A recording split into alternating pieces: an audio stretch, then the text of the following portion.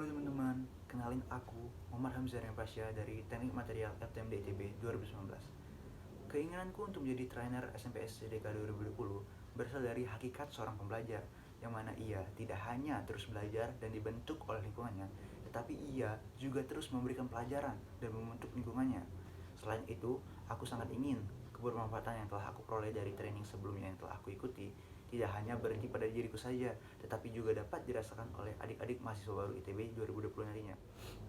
Nah, adik-adik mahasiswa baru 2020, ketika kalian nanti telah menjadi mahasiswa ITB, Institut Terbaik Bangsa, pastinya akan banyak sekali harapan atau ekspektasi yang muncul, baik itu berasal dari dalam diri kalian sendiri maupun dari luar diri kalian.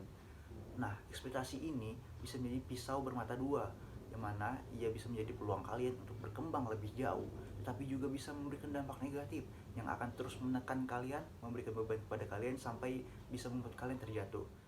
Oleh karena itu, penting banget nih untuk bisa menghandle ekspektasi-ekspektasi tersebut agar tidak terus menjadi beban negatif yang terus menekan kalian hingga membuat kalian terjatuh. Ada beberapa langkah yang bisa kita lakukan untuk menaklukkan ekspektasi-ekspektasi tersebut. Yang pertama, address what you need. Kita harus bisa memenuhi kebutuhan diri kita sendiri terlebih dahulu, baru kita bisa memenuhi keinginan orang lain. Jadi intinya kita harus membuat tujuan dan definisi sukses milik kita sendiri sebelum kita terlampau jauh mengikuti ekspektasi orang lain. Yang kedua, yaitu adjust the way you think. Maksudnya di sini kita harus bisa menyesuaikan pola pikir yang ada dalam diri kita dalam menjalani proses kehidupan. Nah, hal ini bisa kita lakukan dengan melakukan inner talk, yaitu bertanya-tanya kepada diri sendiri. Apakah selama ini kita telah memberikan kepuasan kepada diri sendiri? Apakah kita telah berlaku baik kepada diri kita sendiri? Atau malah selama ini hanya memberikan beban? Hal ini akan nantinya melihatkan pola pikir kita itu seperti apa dalam menjalani kehidupan. Yang ketiga, speak up. Nah, ini gak kalah penting nih.